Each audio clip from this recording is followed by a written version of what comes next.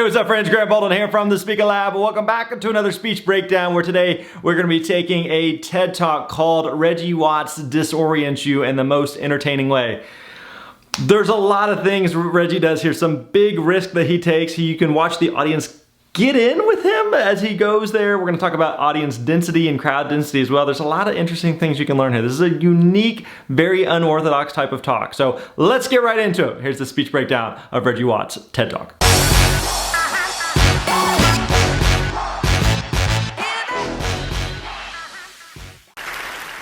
Sono lieto, vi sono reggaetori miei scegliendo Disorientation.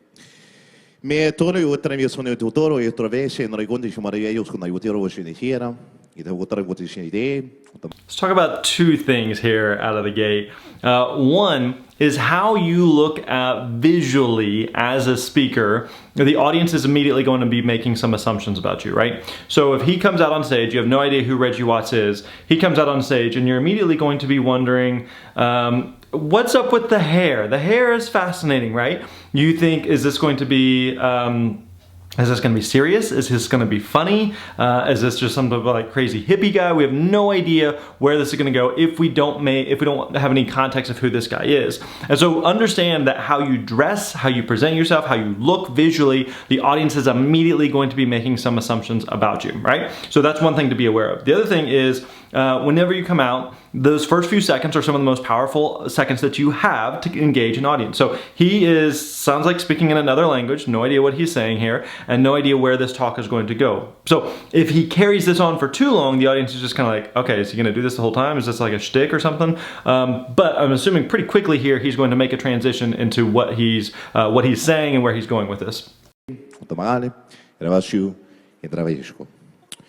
Me, una polomo. Il farà conto e sarà concelarvance? Non sais. Mais, des fois on peut voir, parce que les gens ici faire des choses, on peut manger. Mais quand tu es fâché avec quelqu'un, c'est for the first time. And that's one of the things that I enjoy most about this convention. It's not so much as so little as to do with what everything is. But it is within our self-interest to understand the topography of our lives unto ourselves. Okay, so it seems like he's just being like a very stereotypical TED speaker right now and saying like some big things or speaking in another language or pointing some stuff out and kind of transitioning with different accents. So he's just kind of all over. So this can work really well or this can fall flat and it can be a big risk either way. And so it's okay to take the risk, but just know that some audiences are going to get it and they're going to catch on. And so he doesn't have to come back in and say, hey, I was just playing a joke here. Here's what I was doing. The audience is slowly catching on. You can see a couple times there where the audience has laughed a bit more based on what he's doing and their reaction to him. The future states that there is no time other than the collapsation of that sensation of the mirror of the memories in which we are living. Common knowledge, but important nonetheless. As we face fear in these times, and fear is all around us, we also have anti-fear. It's hard to imagine or measure. The background radiation is simply too static to be able to be seen under the normal spectral analysis. But we feel as though there are times when a lot of us, you know what I'm saying? But like, you know what I'm saying? Because like, as a hip hop thing, you know what I'm saying? Like Ted be rocking, you know what I'm saying? So like, so I wrote a song, and I hope you guys dig it. It's a song about people and Sasquatches.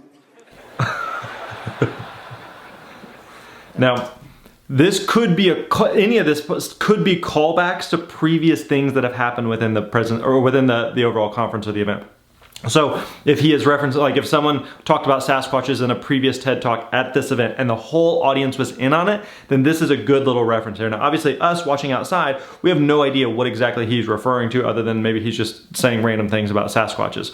So anytime you can reference previous talks, not only is that good for endearing yourself and connecting with the audience, but it's also really good for connecting yourself with the event planner, because you didn't just come in and do one talk and then isolation on an island and then leave, but you came in and you were a part of connecting the dots with other speakers and what they talked about and how it relates to what you're talking about. So if you can do that, it can be really, really powerful and effective for connecting with the audience and then also getting in good with in the eyes of the event planner.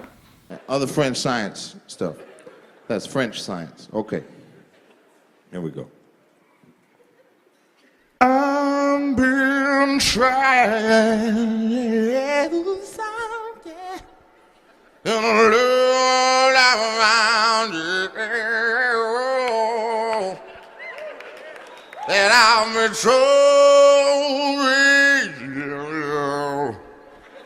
trying to say, but every time it gets me here, I'll say, but there is nothing to say.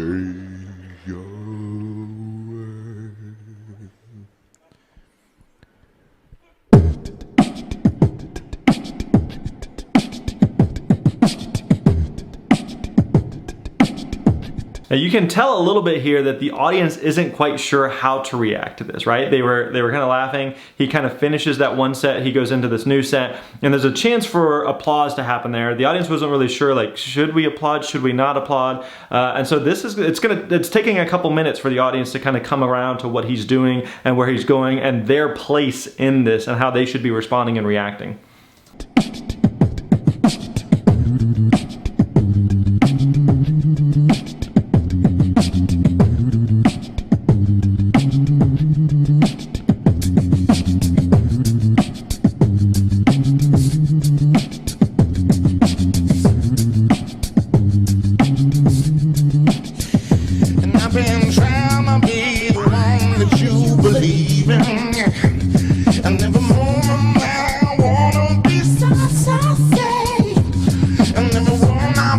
So much hair. And you can do anything as long as you don't hurt along the way. I've been business around, I wanna tell you what is around mine. 'Cause if you were to walk in a seaside, and I said that you love and I know, did you want to be? I want it.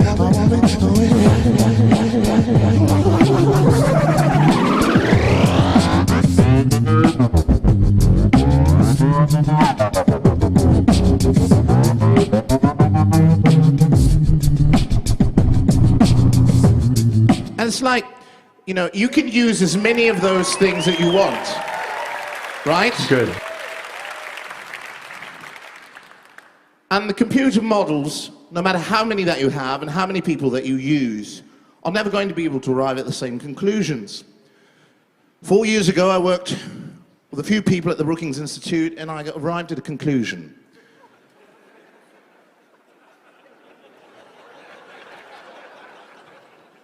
All right, the pause there, that's what creates the laughter, because he's saying something, he pauses, everybody laughs a little bit, he continues to pause, and the laughter kind of builds. This is where it's really important. We've talked about this before, but if you look here at the crowd density, you want people to be as crowded together as possible. You want a room to feel almost too crowded. This is a really, really good setup, and most TED Talks are going to be like this, where it's going to be a packed room. Now, let's say, for example, that this room set, let's say 1,000 people, and there's only 500 people in there. You want those 500 people to be as close to you and as close to each other as possible, because it creates momentum, it creates energy. When you have a 1,000-seat room that only has 500 people in it, you have lots of gaps everywhere, and so momentum and energy just die out in that room. You want it to be as close and compact as possible. So in this case, him pausing, it creates a bit of a laughter. Him continuing to pause creates even more laughter because of how the audience is situated and set up here. Tomorrow is another day. Not just any day, but it is a day. It will get here. There's no question. And the important thing to remember is that this simulation is a good one. It's believable, it's tactile, you can reach out, things are solid, you can move objects from one area to another. You can feel your body. You can say, I'd like to go over to this location, and you can move this mass of molecules through the air over to another location at will. That's something you live inside of every day. Now, with the allocation and the understanding of the lack of understanding, we enter into a new era of science in which we feel nothing more than so much so as to say that those within themselves, comparary or non-comparary, will figuratively figure into the folding of our non-understanding and our partial understanding to the networks of which we all draw our source and conclusions from. So, as I say before the last piece, feel not as though it is a sphere we live on, rather an infinite plane which has the illusion of leading yourself back to the point of origin. Once we understand that all the spheres in the skies are just large infinite planes, it will be plain to see. Okay? This is my final piece. And just remember, everything you are is more important to realize the negative space, as music is only the division of space, and it is the space we are listening to, divided as such, which gives us the information in comparison to something other that gives us the idea of what the idea that wants to be transmitted wants to be. So please, without further ado. Very good. Thank you. Okay, let's talk about here why this has worked. So again, at the beginning, the audience is completely unsure. I'm completely unsure where this is going and what he's doing with this, right? So he is just kind of poking fun at TED Talks and these extremely eloquent, sophisticated speakers that come up on stage and talk about these like big picture ideas and things. And he's kind of poking fun at that as a guy who does not necessarily look like he would be up there on stage as one of these sophisticated professor academic type of speakers. So he's done a good job with that. Everything he's been saying is very calculated, right? It's very, very scripted. And so he's done a good job of just preparing that and really delivering it in a very like eloquent, believable way. All right, this is a fun one. It goes like this.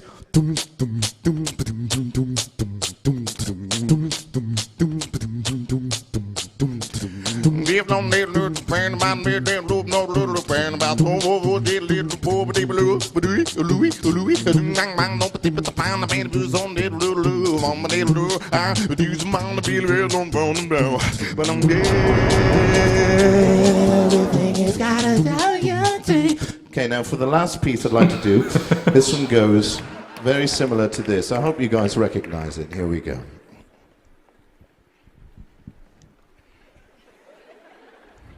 Okay, that still works. Okay, good. All right, here we go.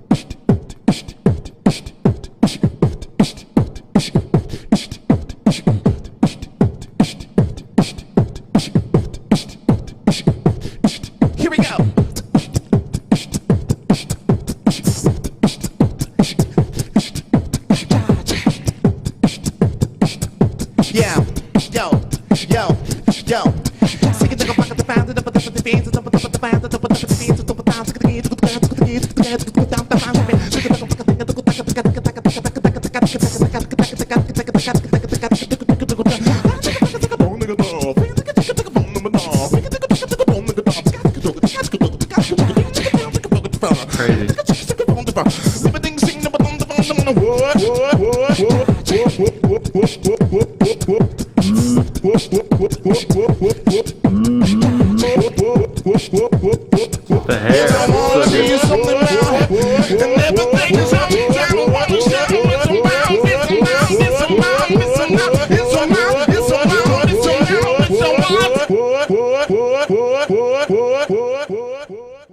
Thank you. Enjoy the rest. Thank you.